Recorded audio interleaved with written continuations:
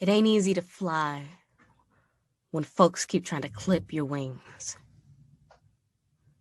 But you can't let them do it. If you do, you'll be wingless. And a wingless soul might as well just lay down and die. You gotta keep trying to take flight. Did I answer your question? Yes, you did. The people at the Chicago Defender will want to know how you persevered, despite all the obstacles in your way. That, well, what it feels like to fly. I get asked that a lot. And not just by the folks that read your newspaper. Seems everybody wants to know what it feels like to fly. Guess that's because only a few folk can see themselves doing something God only created a bird to do. Someone once said to me, if the good Lord had wanted us to fly, he'd have given us wings. I said he did. It's called an airplane.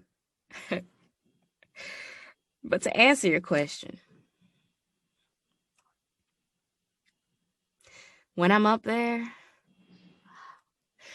it feels like I'm this magnificent bird with huge wings, soaring high above cornfields, scarecrows, clouds. I never want to come down, because nothing down here really matters. Doesn't matter at all. No earthly cares, fears, prejudices. The sky doesn't know anything about the color of your skin or what worries you. It's just a huge patch of blue freedom. Folks say I've accomplished a lot for being so young, but I've got a lot more to do. I'm going to open the first Negro pilot school in the country. That's right. We've got to see ourselves flying higher. So you've been putting on air shows for about as long as I've known you, and you got another one here in Jacksonville tomorrow. What made you think you could do this one day? Be a pilot. You mean, where did Bessie Coleman, a Negro girl from the South, get the nerve to reach so high? That's all right. I'm not offended, Mr. Robert Abbott. I used to pick cotton in Waxahachie, Texas, with my mom, dad, and 12 brothers and sisters. That's right, 13 kids. I guess it doesn't want enough. I didn't care much for picking. I was a little girl who just wanted to play. So I used to daydream. I'd stare at a ball of cotton, fascinated. I could see worlds inside that white piece of fluff. I'd hold it up to the sky, and it looked just like one of those clouds. I wanted to peek inside them, too. So I guess that's how it all started. Well, that and the book, The Wonderful Wizard of Oz. I was just 8 years old when I found it in one of those traveling libraries. The book truck would stop at the edge of the cotton field a couple times a harvest. I was captivated by Dorothy and the land of Oz. She wanted to go home where she belonged. I wanted to find a place where I belonged. I understood. I wasn't a white girl from Kansas, but I understood. Well, you're a long way from Kansas now. Or should I say Waxahachie? How'd you end up moving to Chicago? Well, I left home at 18 and went to a Negro college until the money ran out and I had to drop out. Then I moved in with two of my brothers in Chicago. I got a job doing manicures at the barbershop. It was all right. Paid my part of the rent. Years later, my brothers had just come back from service in the Great War. They were teasing me about French women. They said, French women can do something you can't do. I said, what's that? Speak French? I could do that if I wanted to. No. French women can fly planes. Well, that got me mad. I had to prove them wrong. So I applied to a bunch of different pilot schools. I was going to learn to fly a plane or die trying. But none of them would teach me. No women allowed. Especially no Negro women. So I came to you, complaining. And you told me, stop my complaining and go to France and learn to fly. Maybe you were just joking or trying to get rid of me.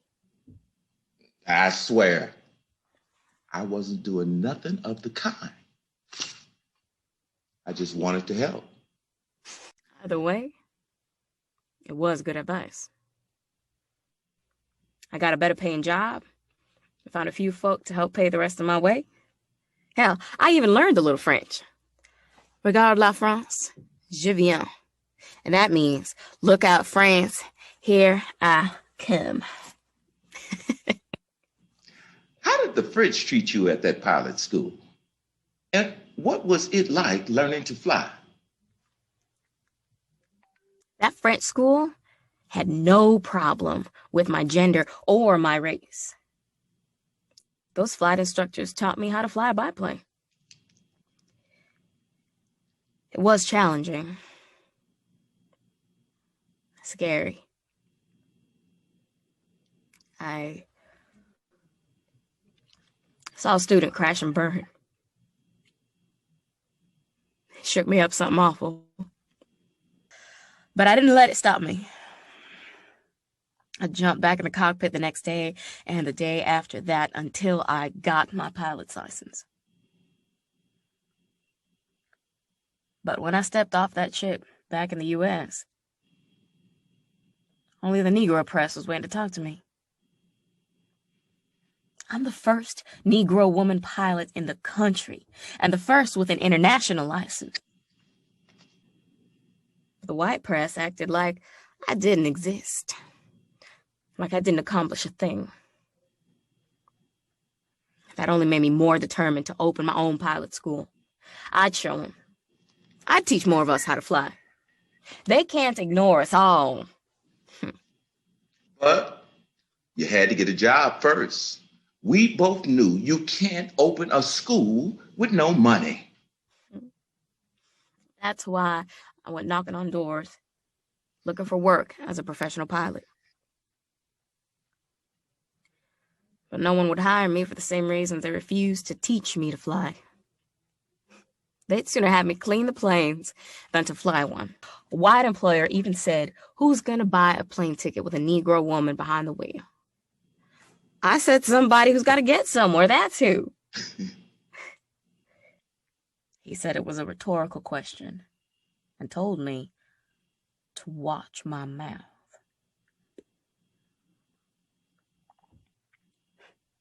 That door was my last hope. I was a pilot with no wings.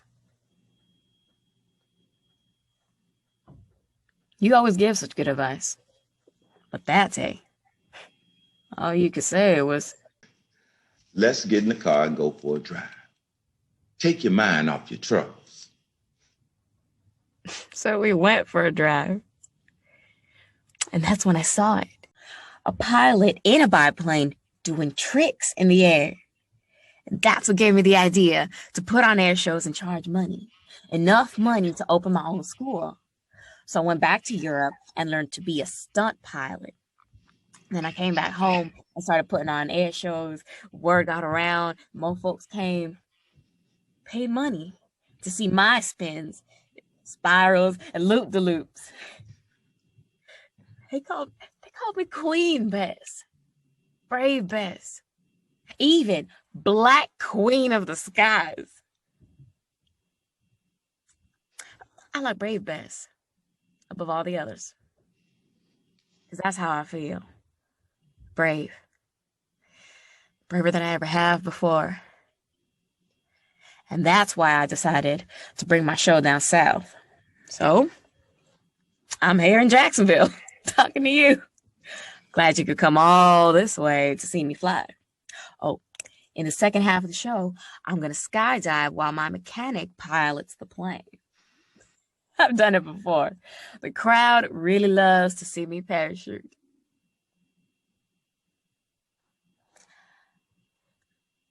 I gotta go. My mechanic's waiting for me. We got a test flight to do before the show tomorrow. Thank you for the interview, Abbott. When the article comes out, maybe I'll get an even bigger crowd at the next show. Always happy to help a friend. Good luck in the show tomorrow, Bessie. And oh, Bessie, you're already a success, whether you open your own pilot school or not. I just think you should know that.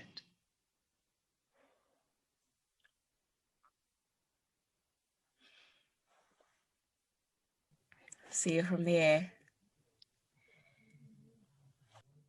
I went on that test flight that day, never realizing what lay ahead of me.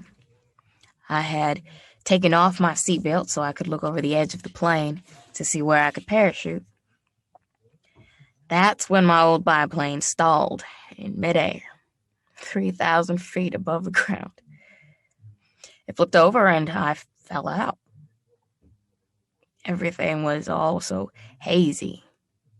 Colors of blue skies and white clouds swirled around me.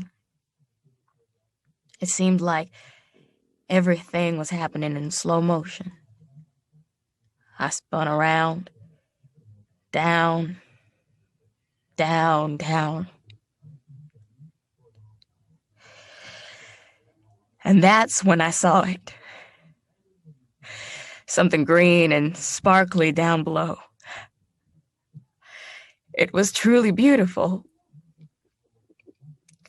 I knew in an instant my days of putting on air shows and making plans were behind me. You see, my wings had carried me high above the yellow brick road, all the way to the Emerald City.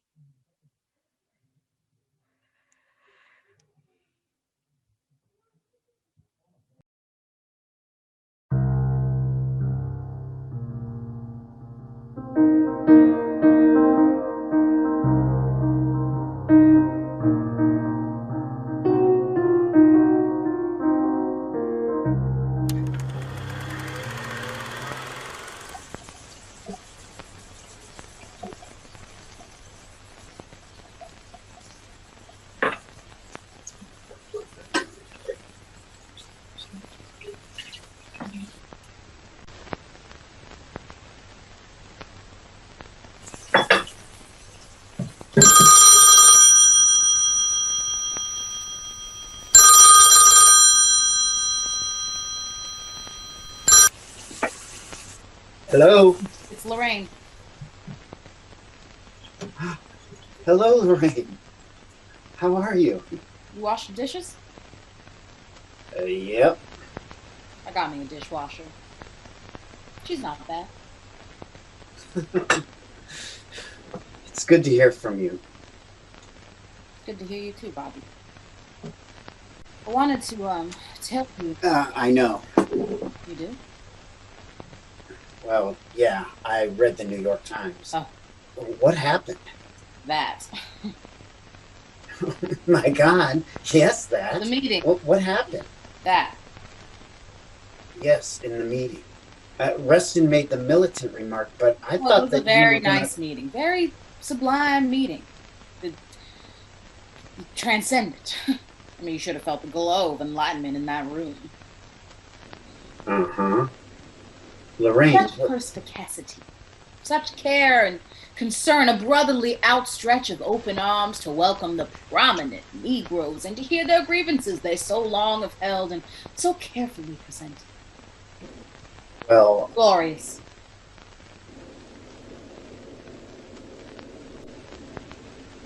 It was a disaster. It was the Bay of Pigs in reverse. Except that in this instance, Robert Kennedy was Cuba, and we were the troops invading his country, flabbergasted by his obtuseness. I'm not sure about your analogy there. Neither am I.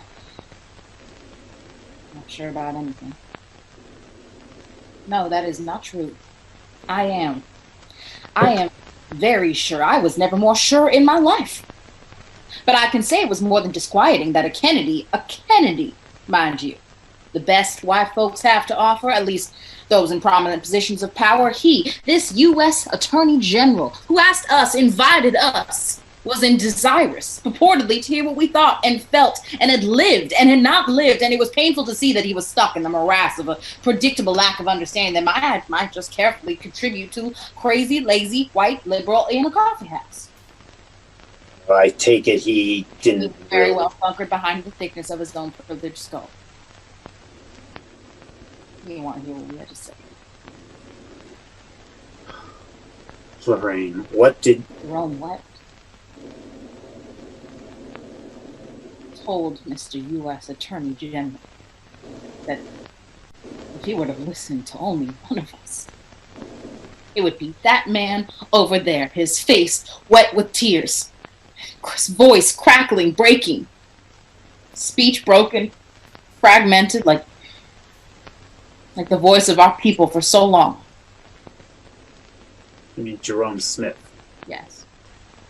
The freedom rider. Yes. They busted him up pretty good in the calm. Sticks and brass knuckles. Brass knuckles. For taking down that sign that said colored on the bus and sitting where he wanted. The mob of angry men met him at that depot. Yes, God almighty, yes. Jailed in Mississippi. Can you imagine the horror? And sick that he had to be there in Kennedy's office, that it was even necessary, that such a meeting needed to take place in the most promising of times, in the most promising of nations, in the most promising of politicians. Jerome keeping his bile from rising up until he couldn't no more. Let him have it. Poured out his heart, our heart. Tears and chokes and vehemence of indignity no more. And what did Kennedy have to say exactly? That he had been and already been doing something about it. The other gall even now. You're not kidding, are you? Are you all right? I mean... No, I'm not all right. Do you need something? Drink would be nice. No. Listen, don't you think... Of water. And the Darvin pill. Oh, my shoulders. Lorraine. Doing something about it. How dare? What? Why have a meeting? How do you have a meeting to ask those who are aggrieved and what to do and then say you are already doing it? Why ask how it is if you think you already know? Why was I even there? You were invited. Why? Why me? Because you're young? Not anymore. You're young, you're gifted. And black. Yes. And you worked with Robertson and Dubois. And you wrote A Raisin in the Sun. I do not want to hear that word raisin ever again. And Sidney Poitier and Ruby Dee. Oh, mercy, Robert. It was the best movie I ever saw. It was the best play, too. Guess Kennedy didn't see it. Or understand it. Maybe I should rewrite it. Have that white fella come in, and then the family beats the hell out of him. Lorraine. Sorry, folks, but we can't have black people in our neighborhood, and then they beat the hell out of him with sticks and brass knuckles.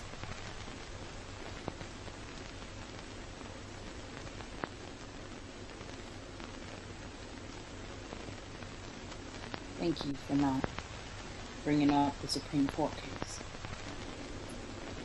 That was Daddy's courage, not mine. Restrictive covenant. This whole country has a restrictive covenant. Keep them black folks out. It's a cancer.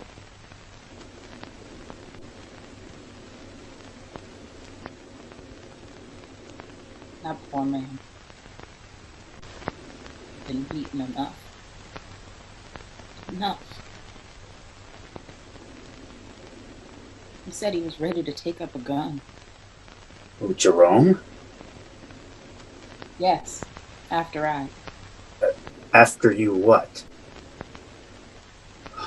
Lorraine, what did you say? The truth.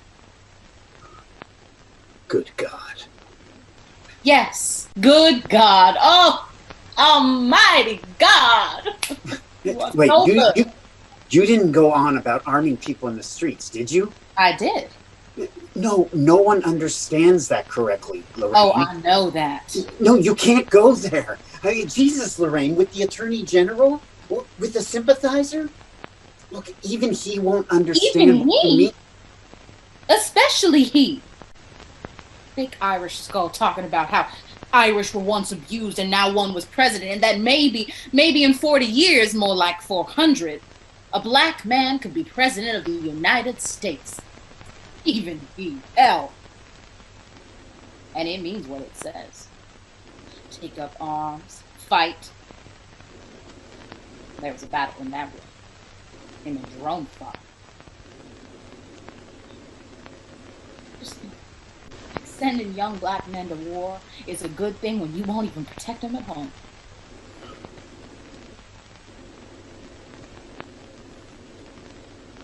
Did you? Did I what? Did you let things get out of hand? You know. Well, Bobby, this is one of the things I miss most about you. Now, you ask what you already know. Lorraine, like Kennedy? No, not like Kennedy. Your ask is different. You asked to admonish, to curb. Oh, now that's not exactly fair. Kennedy asks to show that he's already answered. You ask to restrain. You ask to say, now, Lorraine, you know how these white people regard uppity Negroes, and you don't want any trouble now, do you? You're taking great license here. Well, if I do, I can rely on a good question from you to help hold me back. Oh, I have never wanted to hold you back. No, you haven't. Have you? No, you haven't held me back. You let me go in ways others only dream about. Partner, husband, fellow soldier. You know about the minefields, and you warn me, don't you? Are you being sarcastic? Here you go again. A question to keep me off what? The sarcastic mind? Am I going to blow myself up stepping on my own sardonic quips? No, maybe you need some Alka-Seltzer or something. No.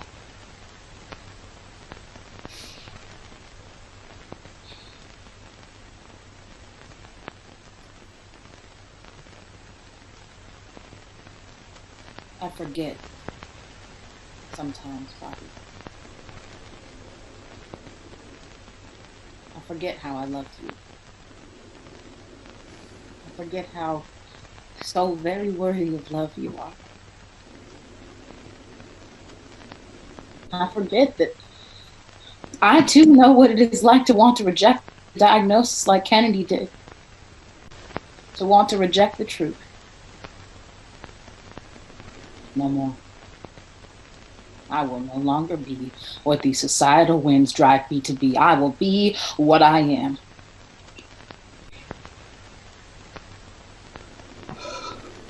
Look, I can start the divorce proceedings whenever you're ready.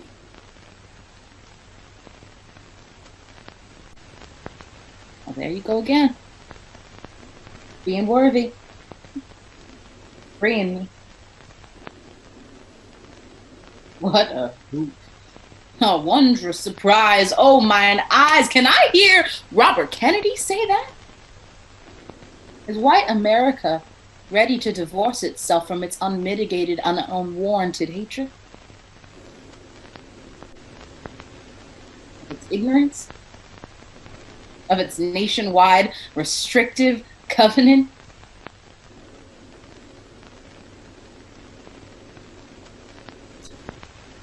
Robert. Yes? I called because I need to tell you something. But you didn't call about the... Oh, heavens. What is it? Are you okay? I'm sick. Wait, hold on. What kind of sick? I'm stopping kind of sick. What other way the world kicked you down, sick? No, I had heard that something... You heard right. But...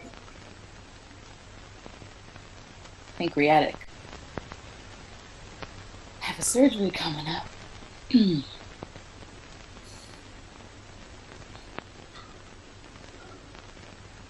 I'm sorry.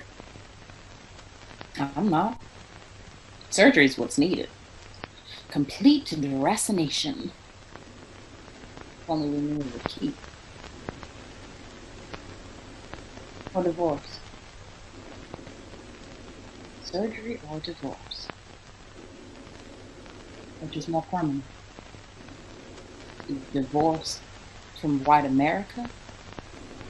Or to perform a much needed surgery on the country's cancer?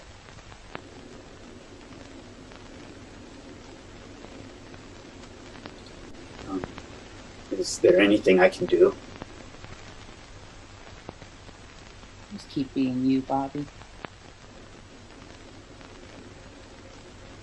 I do want to ask something of you.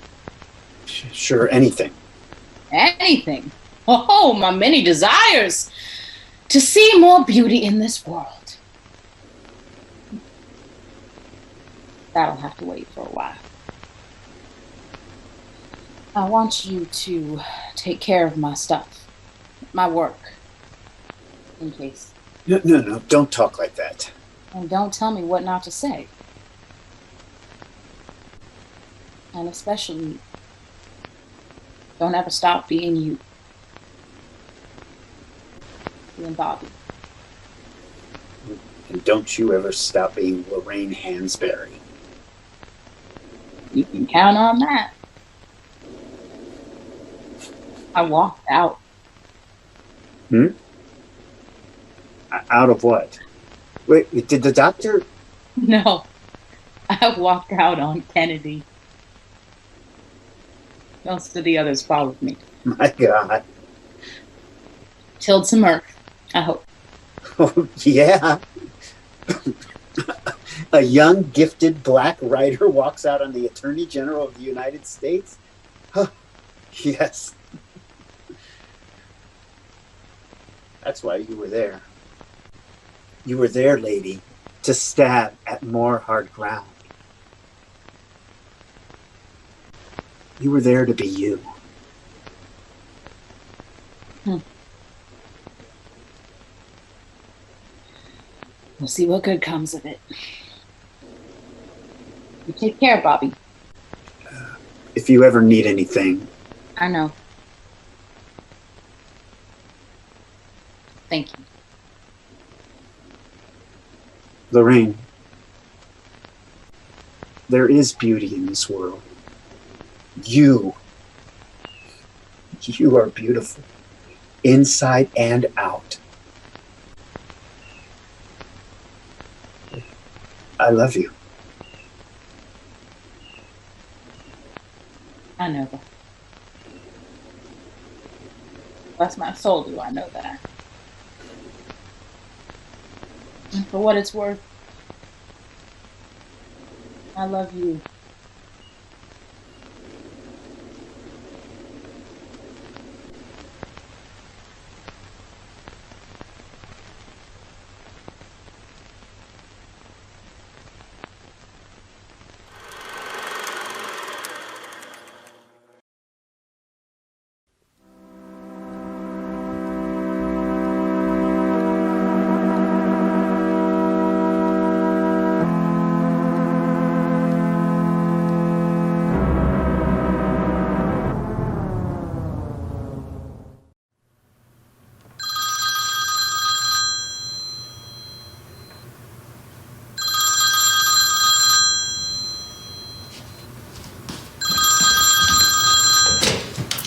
Hello?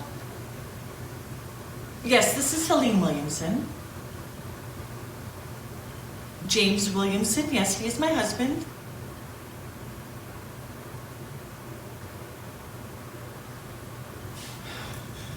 Are you sure? Are you sure?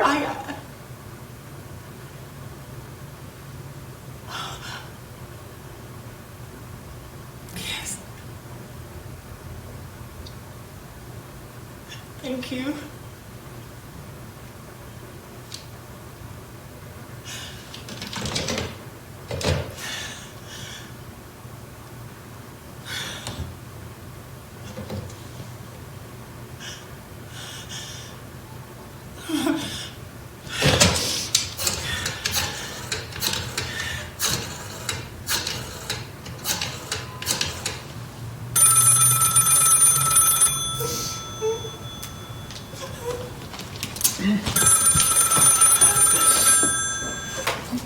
Hello, this is Constance. Connie, this is Helene. Something terrible has happened.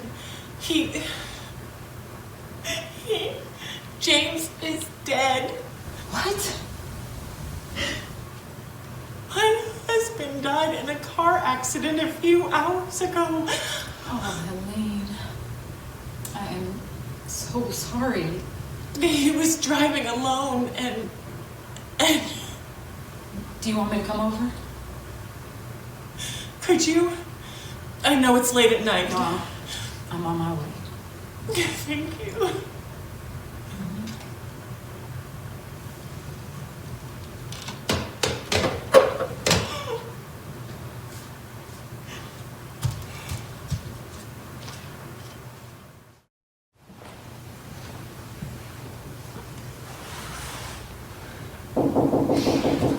Come in.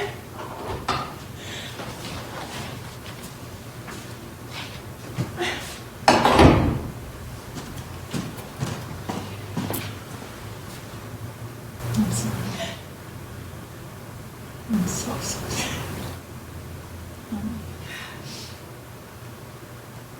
What am I gonna do? God, I can't believe this is happening. I can't believe this has happened. No. But thank you for coming over, of course. I've got to call everyone and tell them what has happened. I've got to call the whole family.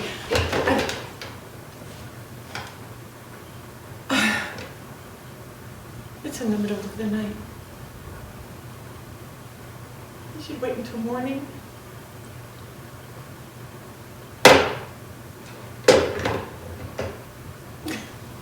I won't be able to sleep. Well, you should try. I know. I was watching TV when the phone rang, so maybe if I go back to that, I might be able to fall asleep. Okay.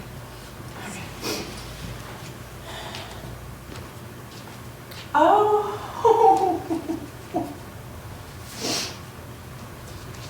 You've been working on your family photo album. When did you start this? Just a few years ago. But there are so many new pictures of everyone. my kids, my brothers and sisters and their kids. Wait a minute.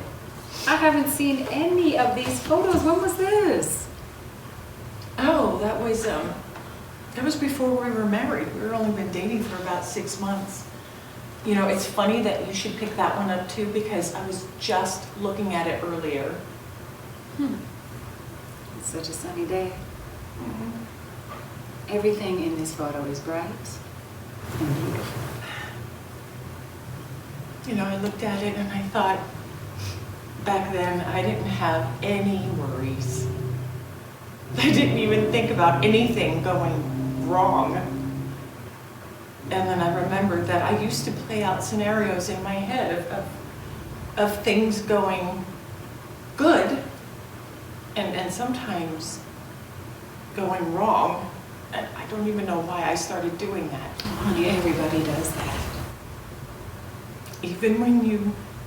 It's just about starting to see those things going wrong and starting to see them going right, or see them in a good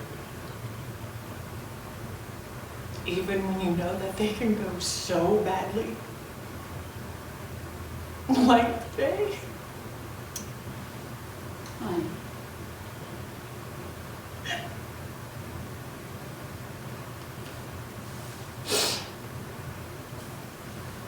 You know,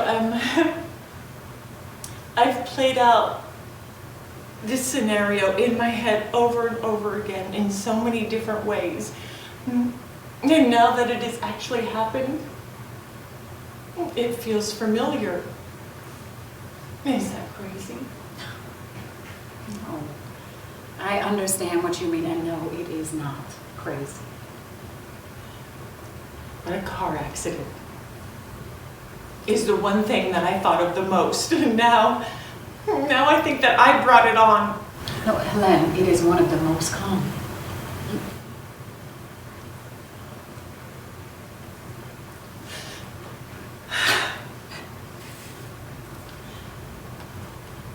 Obvious what this is. Oh, that's our little demon child. Oh, he is such a handful. God bless him. You know, I take that picture out so many times to show it. I think I'm gonna put it back now. You know, he is going to grow up to look just like his daddy. Yeah. He will. And I see you in him too. I do. I really do.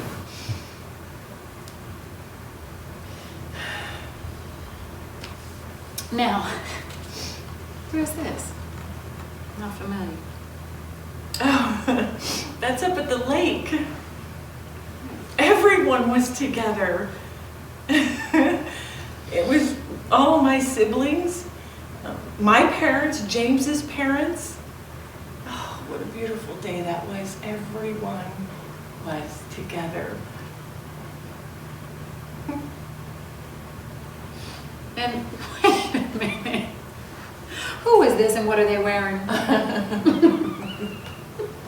Those are our crazy friends, CJ and Debbie. You know, they just sent me that photo just a few weeks ago. Where should we put this one in the album? Up in front, I've saved some pages for people that we knew, and pictures that were taken a few years ago. And this one is your mom. Oh, yes, with James Jr. Oh, JJ. He's gonna be so heartbroken. And this one is your dad. Am I That's right? my dad. All right. Yes, it's my dad. Oh, yeah, it's a few years ago. You remember? I do remember. And this is another one of your dad. Yes. Yes. Oh, my goodness. Oh. You look just like him. Oh, thank you. Oh. What a beautiful family, Helen.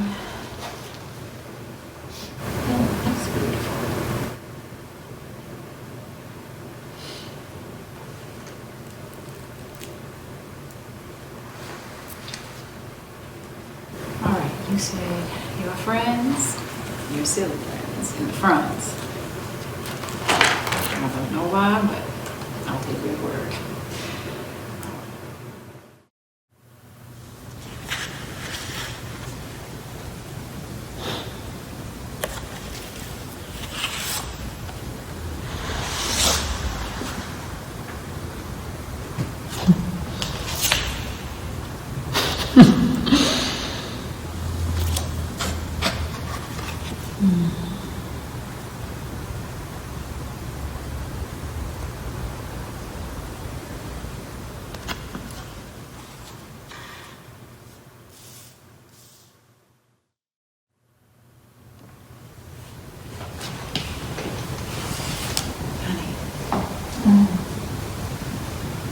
Honey,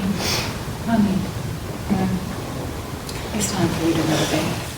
Oh, I must have dozed off. Oh, you finished the album. I did. I wasn't sure about a couple photos, but I didn't want to wake you. Oh, you were so sweet. Oh my goodness. Thank you. Thank you. I'm gonna go get a ribbon so I can tie it up. Almost finished. I just want to put the bow on it. Is that what you really want? What? Is that what you really want? A black bow?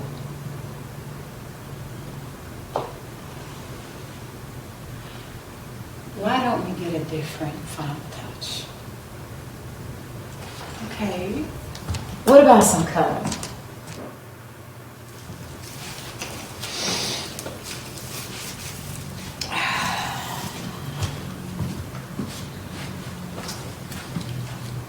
A colorful book.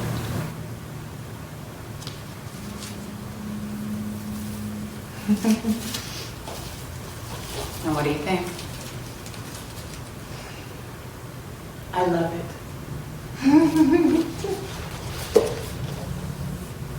I love it.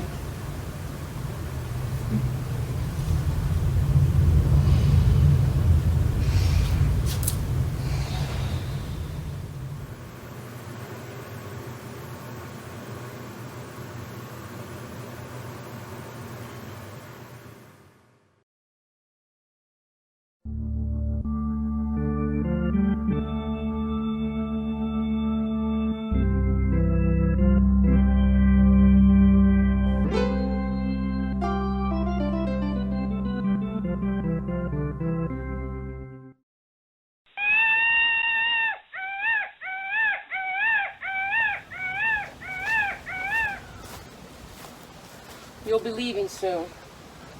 I will miss seeing you every day. Caring for you as you grow older. Making sure you're well looked after. The two of you will need to take care of one another.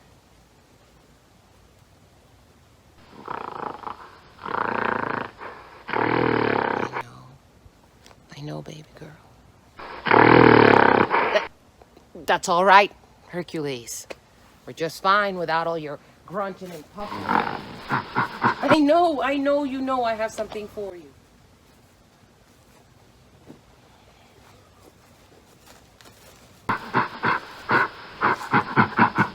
Sit yourself over there.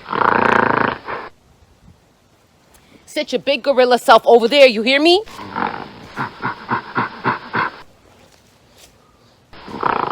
Take your time.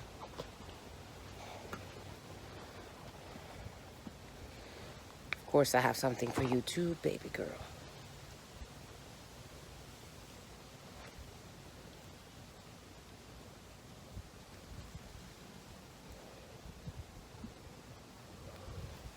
You are such a lady.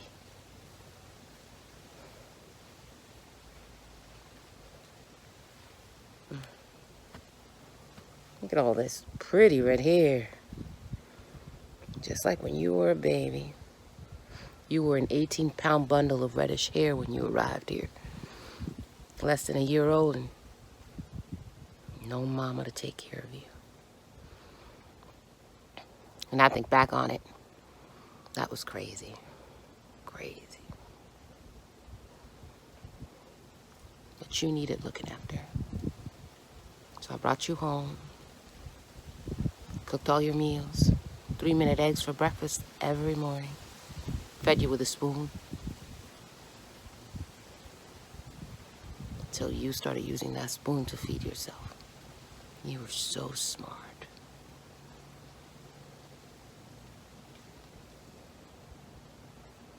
Sharon was only 7. She'd only ever been used to us having dogs and cats, but she was bursting with excitement, telling all her teachers and her friends that she had a new baby sister. Of course, they were all real surprised to find out that our new addition was a gorilla, come to us all the way from the Congo.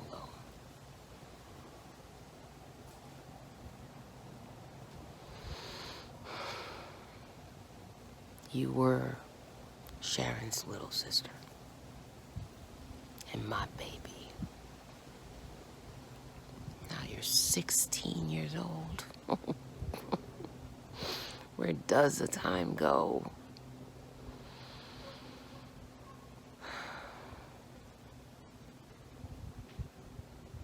Sharon's always asking about you. Even as she has her own gorillas at the Omaha Zoo. She's following in her mama's footsteps. But both of us can take credit for that. All right. All right.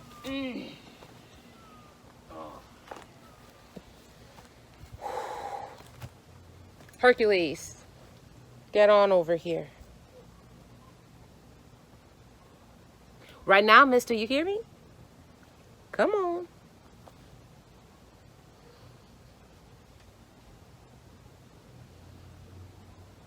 That's real good, Hercules. Thank you.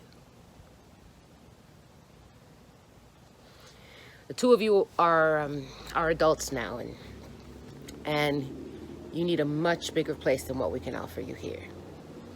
You think as a senior zookeeper that I would be able to do something. I tried. But with budgets and funding being what they are,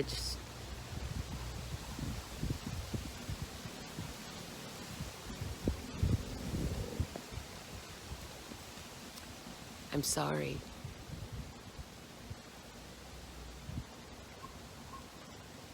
The National Zoo in DC is a beautiful place. They have much more funding, and you'll have a larger space, and many, many more visitors clamoring to see you. But before you go to your new home, I would like to confirm your commitment to one another. Today, we're tying the knot. That's what my people do. At family weddings, we tie the bride and groom's wrists together ceremoniously. But I would never do that. I would never, ever, ever tie you. So today we're tying the knot figuratively, not literally. And we won't be jumping over any brooms. But we will be joining the two of you in holy matrimony.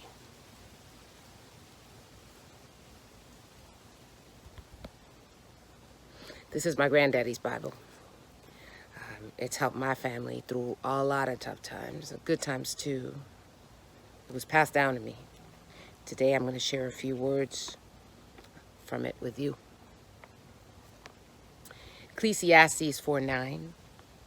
2 are better than 1, because they have good reward for their labor. For if they fall, the one will lift up his fellow, but woe to him that is alone when he falleth, for he hath not another to help him up.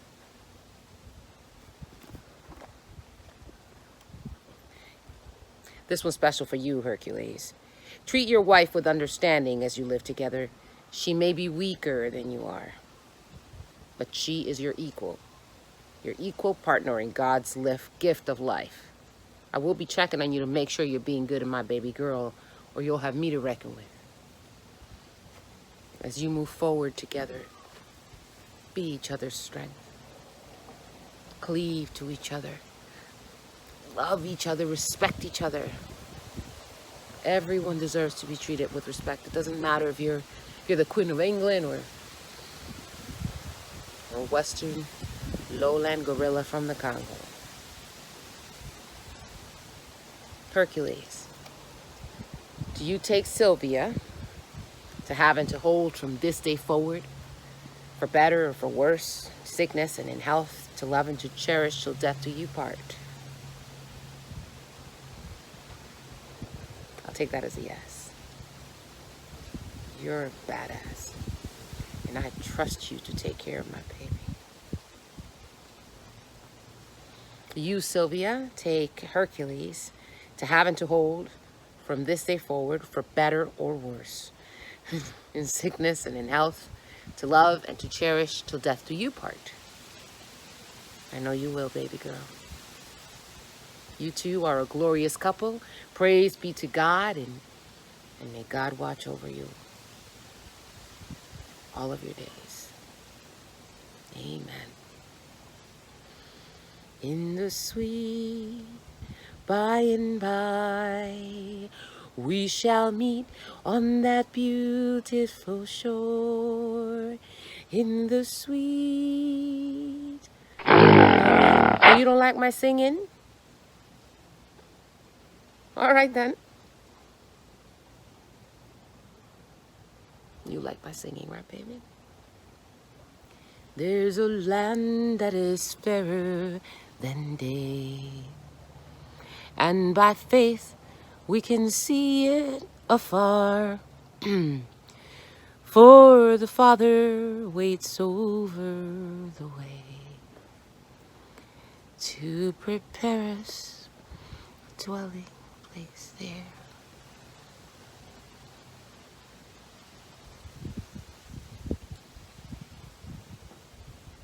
You are my baby. You will always, always, always be my baby. In the sweet by and by, we shall meet on that. I wasn't even this bad when Sharon moved away.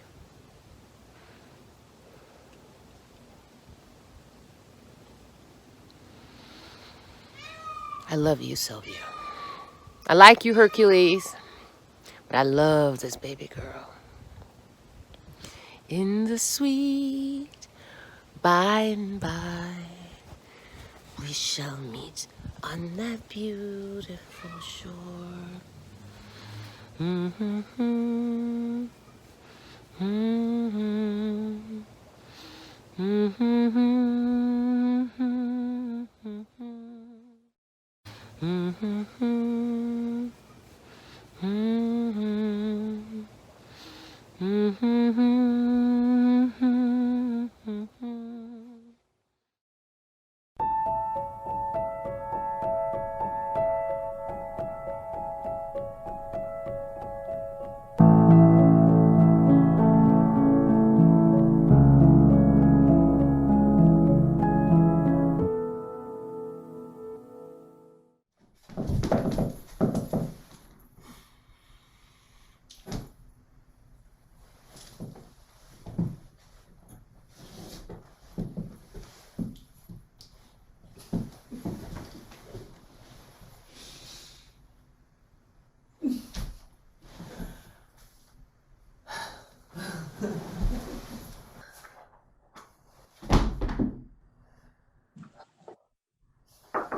That was a great photo session. Yes, it was. William is really a wonderful photographer. Just the whole vibe was great. I loved all the people you brought together. The makeup, the hair people were fantastic. Cesare is a hell of a stylist. Sometimes a group of creative minds just coalesce magically. People who never work together. I think it helped playing your music. I get embarrassed, like I'm pushing it on people, and then they feel compelled to like it. Sure, But I think these people really liked your music. I wish we had these photos for my album. I think your cover's gorgeous. Desperate measures. Do you know that it took 2 photo sessions to try to come up with decent photos? The first session was terrible. I never saw those. I wouldn't let anyone see them. They were that bad? Oh, I am sure people are saying diva time. But I just couldn't slap one of those photos on an album jacket. Not with all the airbrushing in the world. Was it a new photographer? No. It was someone everybody knew, except me. They said, we were so lucky to have him. Not my kind of luck. That's odd. Are you going for something esoteric? Yes, it's called trying to get one good photo.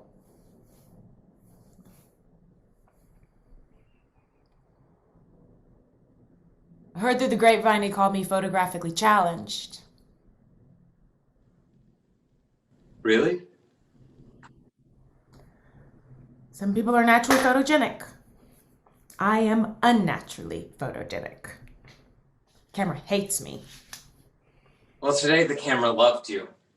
You guys are going to have a hard time picking favorites because there's so many good ones. Why is that? It's a combination of things. Cameras can be brutal. Anyone can look at you and see one thing, but the camera sees something different altogether. Harsher, more critical. Our human eyes and brains massage the image we see. William and his lighting guy are magicians. They just capture a loving light to enfold you. I'm taking him with me wherever I go. You're so nice. You really like the record? I do. But then I was already a fan. The talk of the label is that this record is really going to blow up. That's nice to hear. But I've heard it before. So many times. Every time, in fact, Dennis. Sometimes I think people just want to make me feel good and keep things positive. So they say, this is it, Brenda, this is the one. All the way to the top. I guess they have to think that way to promote and sell, but after a while, I start to take what they say with huge grains of salt. Well, take it from me. The word is very good about this album. There are times when we know we have our work cut out for us, that some record is going to be an uphill battle, but not yours. Everyone genuinely loves it, the entire album. I've fallen for this before. I get my hopes all high and then wham. Doesn't compete at radio or too much competition.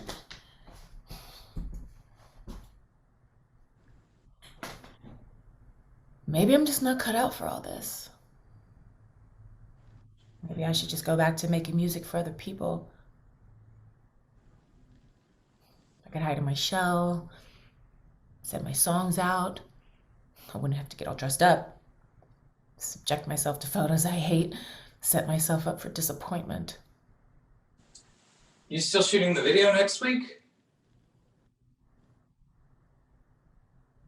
I think so.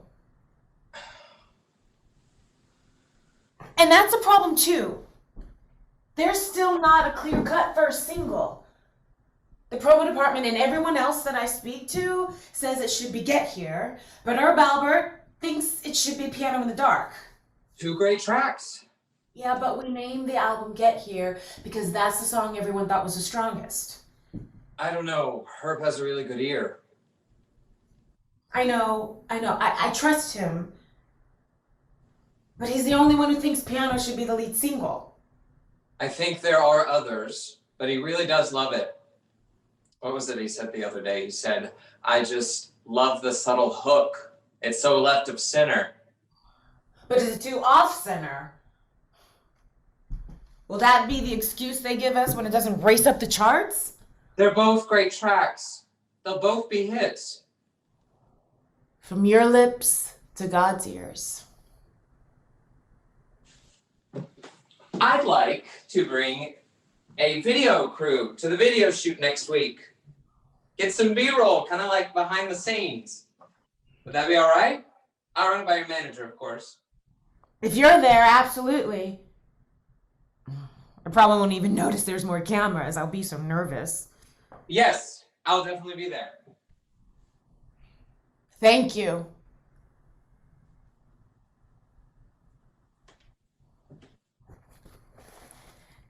What about you? What do you do when you're not doing all this?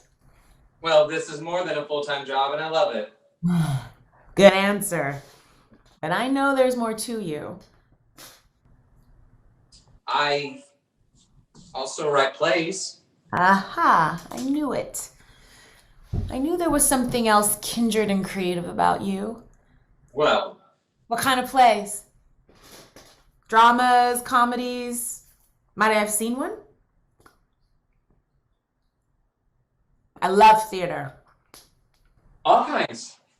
Musicals, too. I doubt you've seen anything unless you see a lot of little theater. I did Hair in Toronto. My God, what fun we had. What I remember of it, anyway. My friend, Allie Willis, she loves theater, too. She wants me to write a musical. You should. Someday.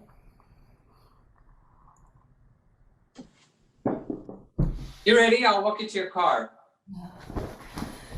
I think so. That's sweet.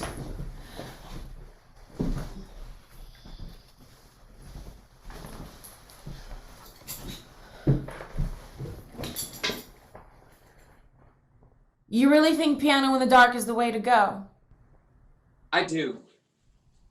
I don't make those decisions. I just promote and publicize and market what comes down the pike. But Brenda, I would not bullshit you or placate you.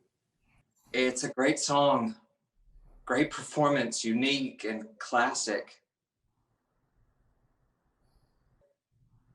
I am so glad you're going to be at the video shoot. You have great energy. I'm just happy to help bring this album to a larger audience. We will do that.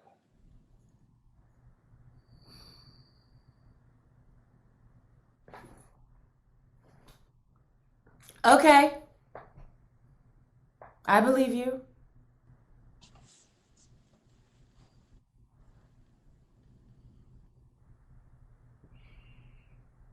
I'm letting my hopes go high.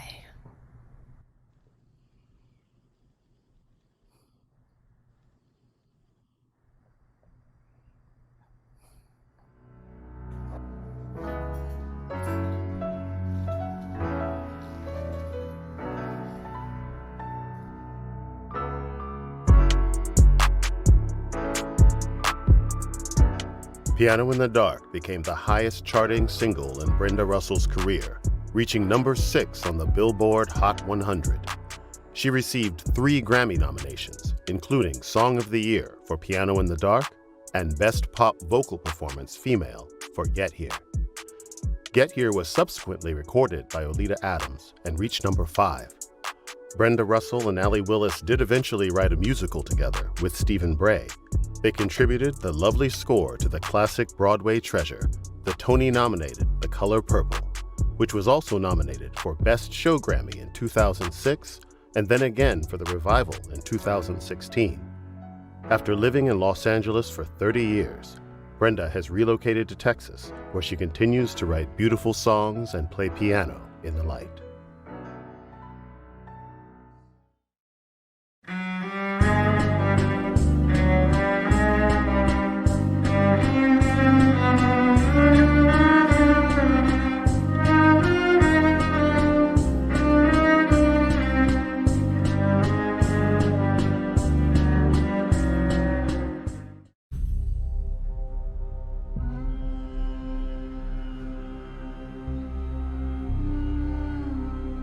Anamohat bilagbia! Ita wajat buhimaran!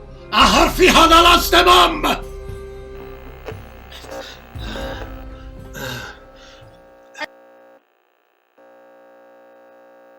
What? I can't hear anything.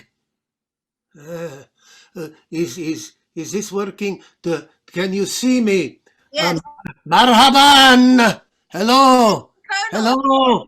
it's working. Oh, I hear you. I see you. Secretary of State, Condoleezza Rice, it is my dream of dreams to be talking with you. It is my honor. You have my deepest apologies. The plans for us to meet at my palace, unfortunately, the taboo do not cooperate and leave you tantalizingly close in the Mediterranean. In another week, they will be crushed and eliminated as a problem. I can promise you that.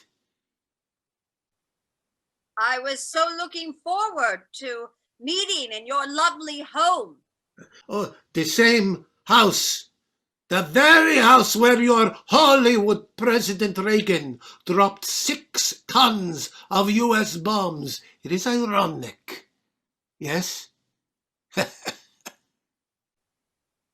President Bush sends his best regards, Colonel, and I personally want to thank you for fulfilling your commitment to the families of the victims lost in the Lockerbie crash. Making payments does not admit guilt. I've made this long journey because the United States desires to improve relations with Libya.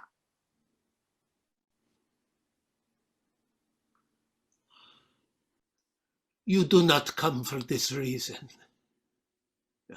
We are looking forward to a productive partnership between our two countries. That will Partnership with, as you refer to us, as a state sponsor of terrorism. How many times has the United States proposed United Nations sanctions on my country's human rights violations? How many? We believe Libya is vital in helping deter proliferation of weapons of mass destruction on the African continent. You do not think I know your Texas president's hunger for oil, that I do not see the oil tankers massed on our borders. You are not dealing with primitive Bedouin, Madam Secretary. You are in the presence of Colonel Muammar bin Mohammed Abu Minyar Gaddafi, brotherly leader of the great socialist peoples, Libyan Arab Jamahiri, for the last 37 years. You have rescinded the Libyan constitution, abolished laws. There have been countless murders, an epidemic of murders, brutal disappearances.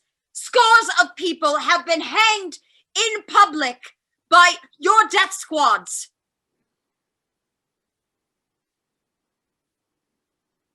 Your ruthless regime is a stain on humanity. Colonel Gaddafi, I know exactly who you are.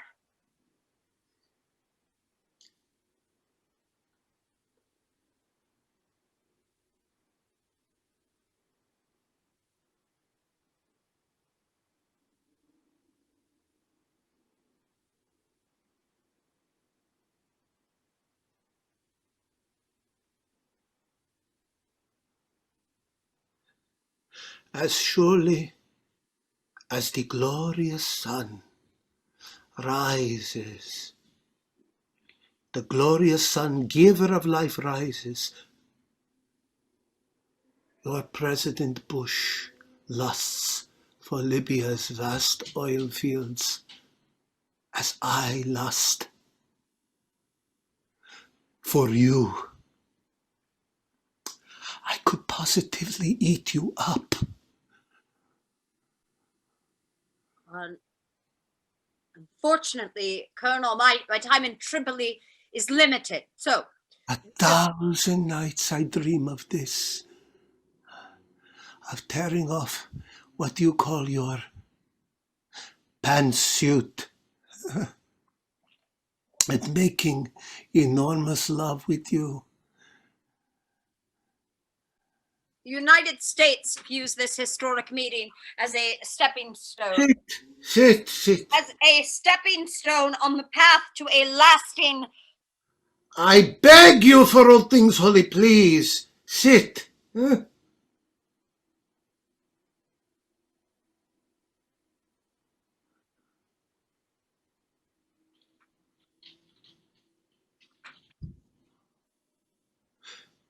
Even on this small screen, you are more beautiful than I imagine. Your skin glows with animal sex.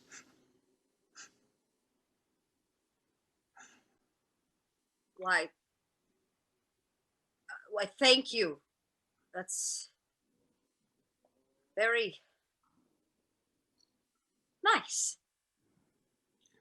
Colonel Gaddafi, Call me Mumu. we believe the issue of utmost importance Will you call me Mumu? is to forge closer... Please call me Mumu.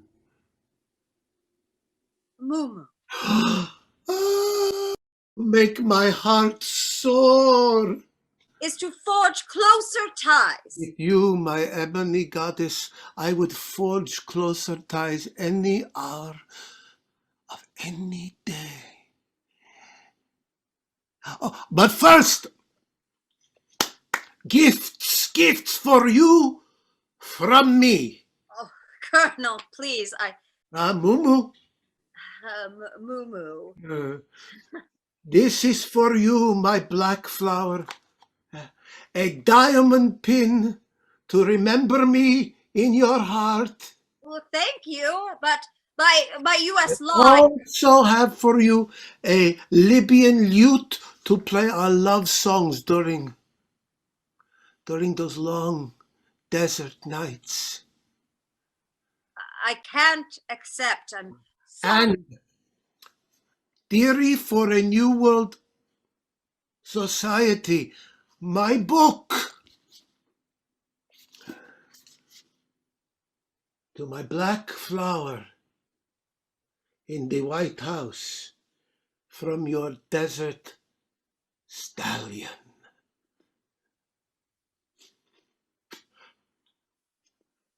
Colonel, thank you for your thoughtfulness. As my time here unfortunately is limited, I'd like to discuss establishing a designated region in Africa free of weapons of mass destruction. I have saved the best for last. An album of photographs of you. Oh, of me. Page after page. Each one more beautiful than the last. I worship you, my beauty. I have a song written for you by our country's great composer. Oh. Oh. Lisa, Lisa, Lisa, black flower of the house that is white, you torture me with beauty bright. Black flower of the White House, so beautiful, so smart. Everybody, black flower of the White House, a classic piece of Art! That's lovely. Thank you. In regard to the weapons of mass destruction. My weapon of mass destruction is swollen with love for you. My Lisa, please don't leave.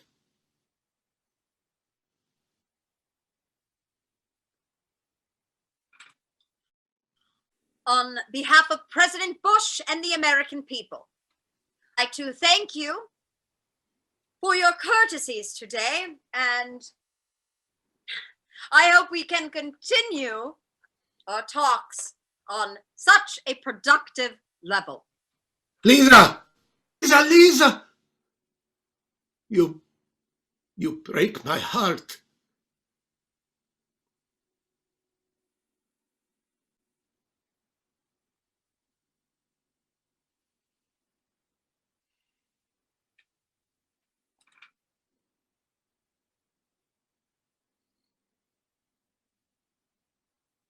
Mumu, Yes, my burning love.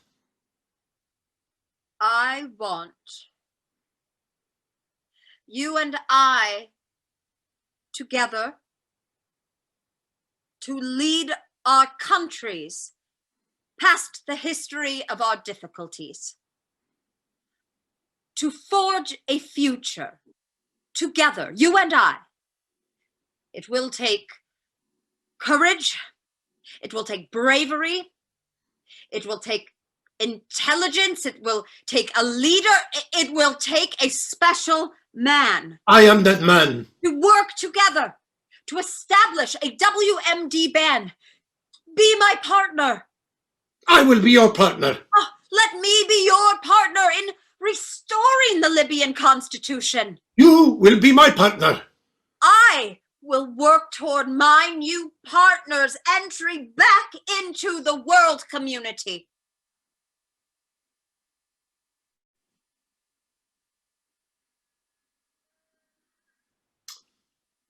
And for that,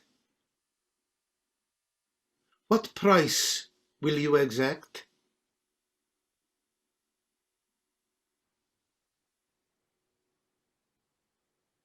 Your friendship. Our countries will be friends.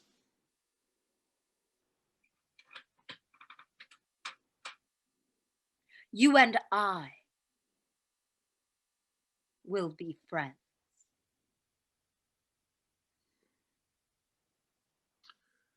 You are very impressive, Madam Secretary. Well, Colonel, your place in the world is well earned.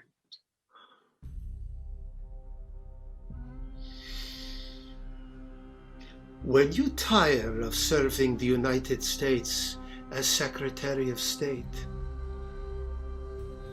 come here to Libya. You could be queen.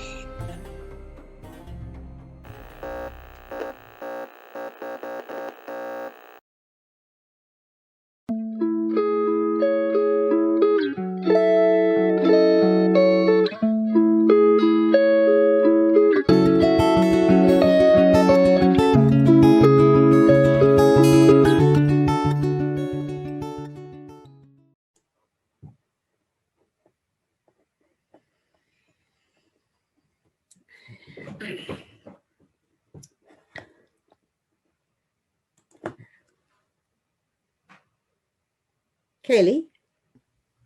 Kaylee, are you there? I'm here. Oh, hi there. I can hear your voice, but I can't see your face. My camera doesn't work. Oh, really? It was working this morning during class. Well, You know the rules. You have to turn your video on, and this doesn't count. You want to get credit, don't you? all right. Okay. Oh, now that's much better. It's so good to see your face. But I don't like that frown. We need to do something about that. You sound like my mother. Well, sometimes teachers do sound like parents. But I'm not your parent.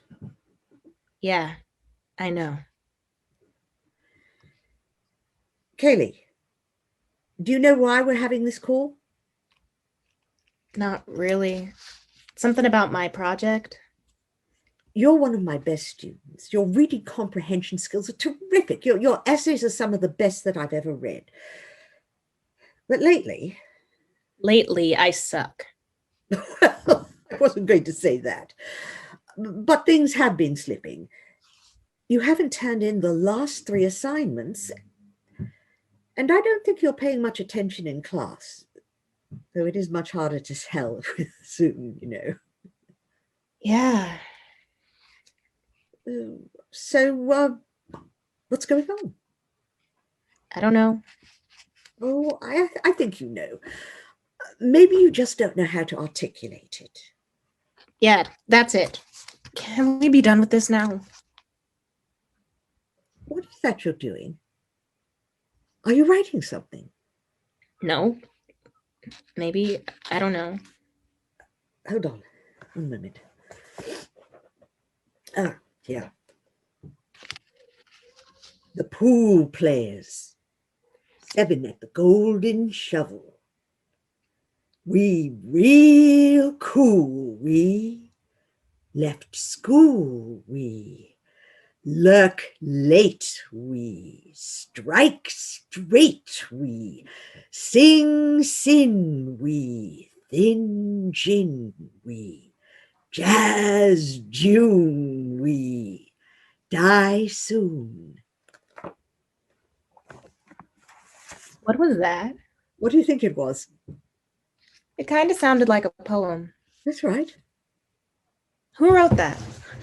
Well, we'll talk about that later. What about that poem interests you? I don't know. The sounds, the words. I guess the patterns, the rhythm, the rhyme scheme. Yeah. I like how it rhymes so much, but the words, they mean something. What do you think it means? Here, I'll put it into the chat so that you can read it. Okay. Hold on. Oh, gosh, I'm going to have to learn to do this better, won't I? Bit of a Luddite. Yeah. There we go. Yes. There it is.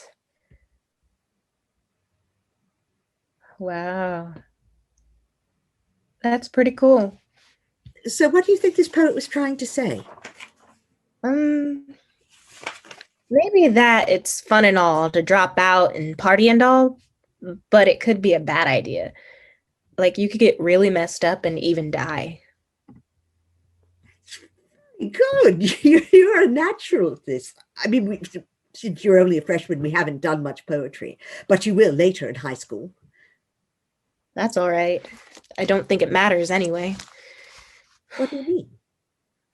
Poetry is a waste of time. What? Who told you that? I need to focus on something that will get me into college so I can have a career or a job or whatever. It is important to prepare for college, but I don't think that means you have to give up something you enjoy doing. I'm not any good at it anyway. We're usually our own worst critics. Please don't do that to yourself.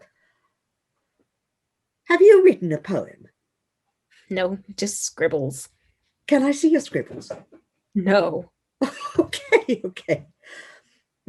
Well, I thought you might be interested in knowing more about the person who wrote that poem that I recited to you earlier. I am. I do want to know. Okay. I will share that information with you if you share your poem with me. But it's not finished. It's not an assignment. I'm not grading it, Kaylee. I just want to help you. What do you know about poetry? That's a fair question. All right. If I tell you a secret, will you promise to keep it for me? Depends on what the secret is. Good point. All right. Okay, here it is. I write poetry too. No, you don't. You're Yes, just I do. that. Prove it. You want me to send you one of my poems? Yes. Well, I'd have one, but... But what? It's not finished. Now you're just making fun of me. No, it's true. I'm just telling you, that's how art is. That's how all artists feel, like it's never done. Poetry is art? Poetry is one of our most important art forms. You can find poetry everywhere, in books, in songs, in speeches. I guess I didn't think of it that way. Listen, I will send you one of my poems in the chat if you send me yours. Fair swap, okay?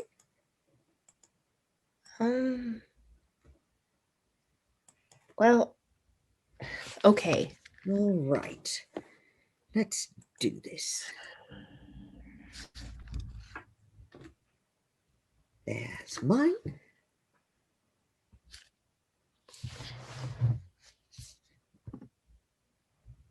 Kaylee, this is really good.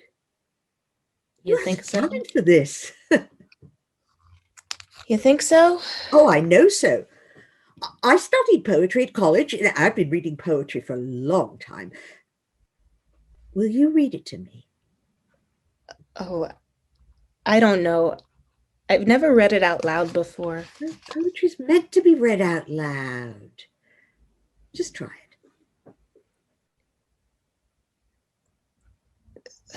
Okay, I'll give it a try. Mr. Pettigrew takes a walk every morning. He enjoys the fresh air of the day. He sees flowers blooming, hears bees buzzing, and breathes in the smells of the day. He nods to acknowledge his neighbors, says hello in his own special tone.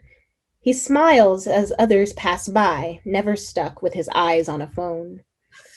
My sun shines a little bit brighter when I see him each day without fail. I bow down to meet him at his level, and he greets me with a wag of his tail. Oh, I love that. It's fun. And it actually has a social message to it. I wasn't trying to be political. No, that's not what I meant. You're just doing what every good poet should do. You're observing the world around you and reporting on it through your characters. Yeah, I guess so. Oh, and you make us think that you're talking about one thing, and then you sort of switch it up at the end. I noticed that poem you read. It had a kind of surprise ending too. That's right. What you're saying is nice and all, but I'm just a high school student. Well, that's when many of our great poets started writing. In fact, the person who wrote the poem that I recited to you earlier, she started writing poetry when she was 13 years old. 13? Who was it? Who wrote that? That poem is called We Real Cool by Gwendolyn Brooks. She went to elementary school on the south side of Chicago. I've heard that's a rough neighborhood. It is. Her father was a janitor. Her mother was just a school teacher. But she loved writing poetry at such a young age that by the time she was 16 years old, she had written over 75 poems. 75? That's right. And by the time she finished high school, she'd already had her poetry published in the Chicago Defender. Published? Yes. Gwendolyn had a lot of obstacles in her life, but she never stopped writing poetry. How come I've never heard about her? Well, you will if you study poetry with me. Gwendolyn Brooks is one of my heroes.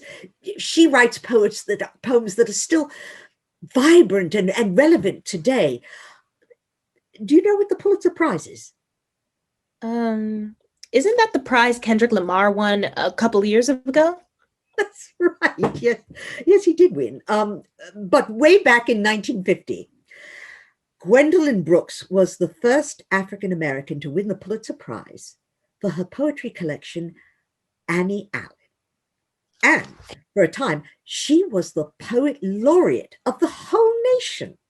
Poet laureate? You don't have to take notes. I'll send you some info on Gwendolyn Brooks if you're interested.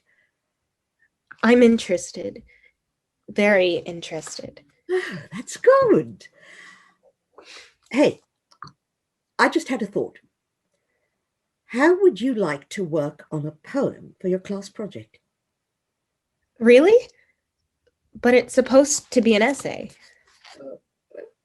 Maybe a short essay and a poem. Okay, I could do that. Hey, my mom's yelling something at me, so I gotta go. Oh, no problem. Nothing wrong. We're done now, so see you tomorrow. See you tomorrow, Miss Hanson.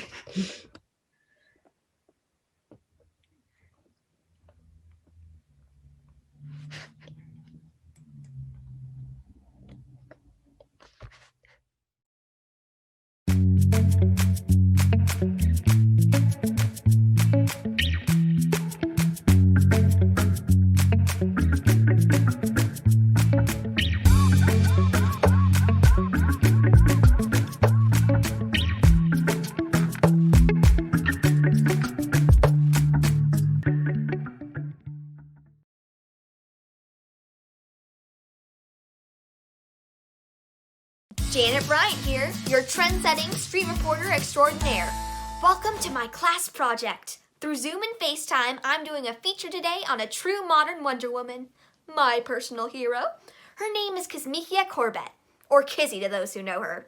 Why is she my hero? Because she helped develop the vaccine to knock out COVID-19, that's why. We want to honor her now while the pandemic is still raging and the vaccine is saving the day. Also, even though I'm not a scientist, I have a prediction regarding Kizzy, and it will be interesting to see what she thinks of my future forecast for her. We'll be talking to the people who raised her, mentored her, and worked with her. Here is Dr. Anthony Fauci.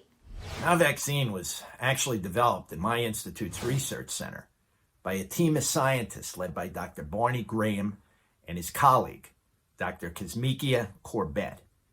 Now, Kizzy is an African-American scientist who is right at the forefront of the development of the vaccine. So the first thing you might want to say to our skeptical brothers and sisters is that the vaccine you're going to be taking was developed by an African-American woman. And that is just a fact. Kizzy was born in Hurdle Mills in North Carolina, a town of about 4,000 people just 30 minutes south of the Virginia border. As a student, she was selected to participate in Project Seed, a program for gifted minority students that allowed her to study chemistry in labs at the University of North Carolina at Chapel Hill. She eventually landed a full ride to the University of Maryland, Baltimore County. Unlike me, Kizzy spent her summers in laboratories and earned a summer internship at the National Institutes of Health, the very place where she would be instrumental in developing a vaccine for the coronavirus. Before we meet Kizzy, I wanted to give you a little background from her family. First, let's start with her mother, Rhonda Brooks. Everyone thinks their baby is special, especially their first baby. Well, Kizzy was my first, and she was always like a little detective.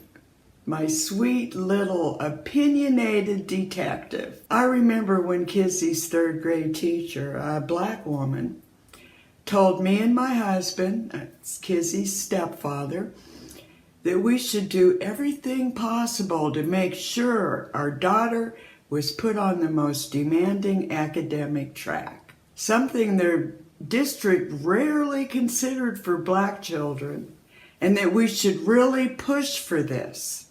Well, eventually, our family moved about 20 minutes south to Hillsboro. We raised our math whiz daughter, along with her 6 other birth, step, and foster siblings. And here is her sister, Tamika. I'm actually your cousin. but I was adopted into the family, and I'm a year younger than Kiz. Kiz was always the one with book smarts. She took advanced reading and math classes at Oakland Elementary. She was always a major competitor, be it in Girl Scouts or at a science fair. She made sure her project was the one that won. She's always been known for her smartness. You know, Kiz took every AP course she could get her hands on. She was top of her class in high school. Naturally, she was in a homecoming court and was constantly texting her friends and raving about the latest R&B hits. And this is Dr. Barney Graham. He supervised her when she was a summer intern during high school, which was a very big deal, don't you know? I met Kizzy 12 years ago when she was an undergraduate doing summer work for NIH's Vaccine Research Center. And I asked her, what does she ultimately want to do with her life? And she said, I want your job. From the very beginning, she was really pretty bold in her aspirations. And if I could recall correctly, I was just glad to hear help was coming. Kiz was clear that her route included a doctorate and ideally working on rapid vaccine development, which was symphonic area to my ears. Rapid vaccine development, particularly novel pathogens with the potential to cause pandemics, but not corporate profit. It almost always requires singular focus and a scientist who's willing to sacrifice. Now this is Dr. Russell, a doctorate candidate at UNC who hired Kiz as his lab assistant. My first impression was that Kizzy was hilarious, precocious, and had a spark like I'd never witnessed. Her intellect and capacity to learn were far above other students her age. For her to be in a lab during the summer and being enthusiastic about it, that set her apart from her peers right there. For her to come and understand what was going on, that set the bar even higher. I saw her as a little sister and needed to look out for her and act as her mentor. I knew she was going to do something great because of her demeanor and work ethic. And now here's the Kiz Wonder herself, Kismikia. Is there someone you feel really helped you significantly? Hi, Janet. Thanks for doing this. I'm kind of embarrassed about all this attention, but I have a few things I'd like to say. As far as helping me, I think without Dr. Russell's mentorship, I wouldn't have gotten here. I was a high school student and saw this guy from Alabama working in a big fancy laboratory. He talked like me and could relate to me in so many ways. He let me help with experiments, and I fell in LOVE with science, majorly. When it was time for college, you had multiple offers, not surprisingly, including one from a college known as Southern Party School, and another from University of Maryland, Baltimore County. I was like, do I go for the fun, or do I go for the funds?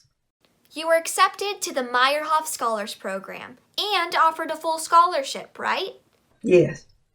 I chose Meyerhoff because of the money, the network, and the program. Critical thought is just how I roll. And here is Dr. Ralph Barrick, a professor in the departments of epidemiology, microbiology, and immunology at the University of North Carolina. Right from the start, I saw this really outstanding, hard-working scientist. Fate has put her in a position to make a huge difference in human health. It's a good choice, and it's lucky for all of us. You know, I have spent 35 years of my life studying coronaviruses and did the evaluation of Kismikia's doctoral research on the dengue fever. She was drawn to dengue for two reasons. One, the suffering that the disease causes, and the complexity of it making vaccine development extremely challenging. Well, you know, in retrospect, it was solid preparation for COVID-19. So the stage was set for Kizzy to take on this huge project. Kiz, what is it like to be in the eye of the hurricane, so to speak? Ooh, the work itself is exhilarating and hard. It also demands 7-day work weeks, getting 3 to 4 hours of sleep each night. Information is constantly arriving at all hours. Decisions need to be made. There were so many calls, and emails, requests for data, for samples, for tests that measure how well the virus has been blocked. I needed someone just to read my email. I was in meetings or in conference calls several times every day. Some scientists from around the world would double check my work or ideas with Dr. Graham or direct questions to him. I always made it perfectly clear that Kizzy was the scientific lead and ultimate expert. I have several coping strategies, but fortunately, I have a boss who believes in me. So I'm not afraid to ask questions, seek directions, or try new approaches. She's so organized, she's known as the spreadsheet queen. She plots out everything from clinical trials to her best friend's children's birthdays. The reason I started to work in coronavirus was not to ever develop a vaccine, but to really have a strong understanding in vaccine immune responses so that we could potentially develop one. In early January 2020, with the knowledge that there was a respiratory outbreak in the Wuhan district of China, Barney started sending emails essentially telling me and the team to buckle up because we were about to embark on a wild ride. I felt like it was necessary to be seen and not be a hidden figure, so to speak. It was important to do that because the level of visibility that it would show to younger scientists and also to people of color who've often worked behind the scenes and essentially done all the work unnoticed. Dr. Russell is now a chemistry professor and department chair at Tuskegee University. Seeing her on CNN or standing next to the president, that I didn't see coming. It's amazing that this girl from rural North Carolina ended up in the middle of an international pandemic as a person who could potentially stop the crisis. What's most impressive about that rise is the fact that she has stayed true to herself, that she's just a regular person who happens to be doing this incredible work. And yet she has a little bit of a star quality. Scientist isn't some cartoon character running around in a lab coat. My kids and other young people look at Kizzy on TV and know they can go to college and grad school and become scientists. And they'll see that is possible, that this is doable. Dr. Ralph Barrick is now part of Kizzy's vaccine development team, helping her conduct critical experiments. Kiz is an expert on the front lines of the global race for the SARS-CoV-2 vaccine, and someone who will go down in history as one of the key players in developing the science that could end this pandemic. Dr. Andrew Ward is a professor at Scripps Research who specializes in structure-based vaccine design and atomic level modeling. He's part of Kizzy's team. She's definitely not your average pocket protector scientist. There's constant pressure in a situation like this where the speed at which we've gone to clinical trials is almost unprecedented. And I think there's a lot of realism on the team that this is a shot. Maybe not even our best shot, but a good shot, given the pressing need. And Kizzy, to me, epitomizes that. She's putting in long hours doing critical, potentially world-altering work at what is naturally a pretty high-pressure time in her career. And all this in an incredibly focused way. Dr. Graham, what is it about Kizzy that makes her stand out among the other scientists you've worked with? Kizzy is a young black woman in a sea of older white men in suits and lab coats. She's making appearances on national TV as a scientific expert, briefing the White House on potential COVID-19 vaccines, and working on the front lines to find a way to stop this pandemic. I want her to have a seat at that table for all the reasons we are witnessing through the pandemic and the protesting. Not just because she's competent, but she represents a generation of young people and African American scientists who need a seat at that table. So she's been able to hold on to her regular self. Be real. Yes, I've always liked Kismikia. She was undaunted. It's one of those traits in a scientist that you really can't teach. She has a resiliency that if you have a problem, you figure it out. If you have a setback, you try it again.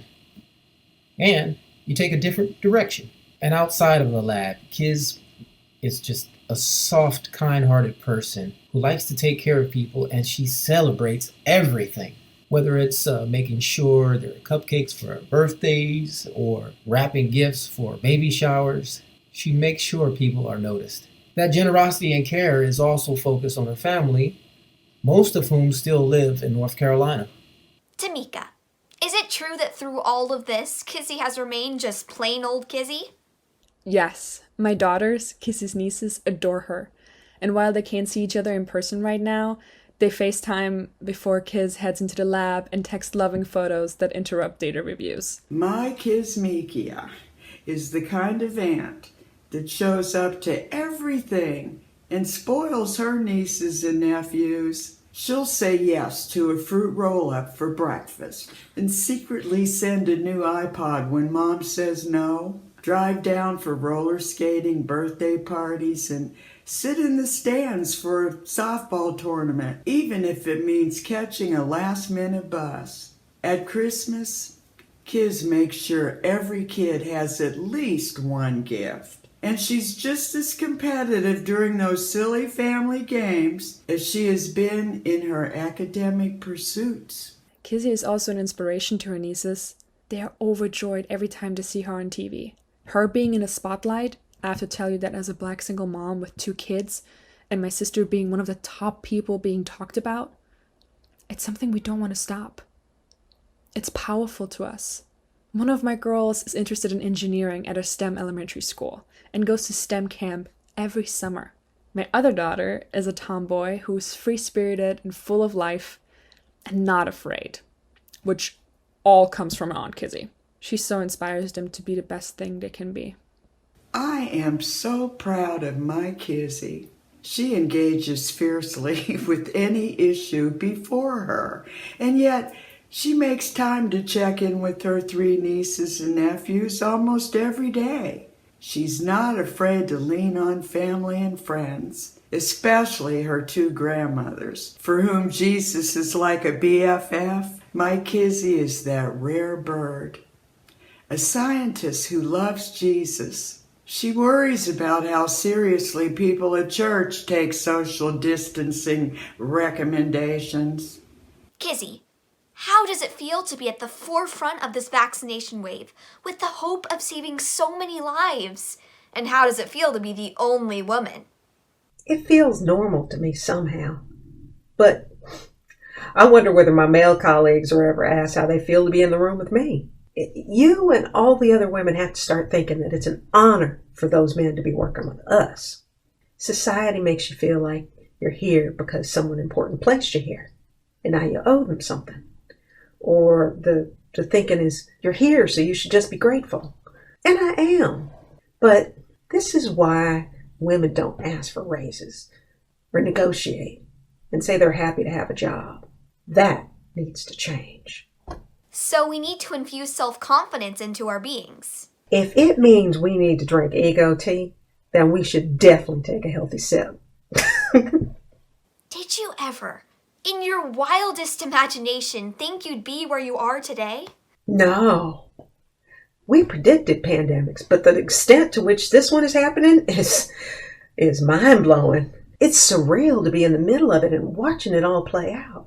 I came to research because I wanted to be able to watch our science translate into something that was real and useful and helpful to people. Having one piece of what could possibly be a solution to this pandemic and ending this pandemic. There's so much pressure. I just hope that all the work we're doing gives people a little bit of hope. What's down the road for you?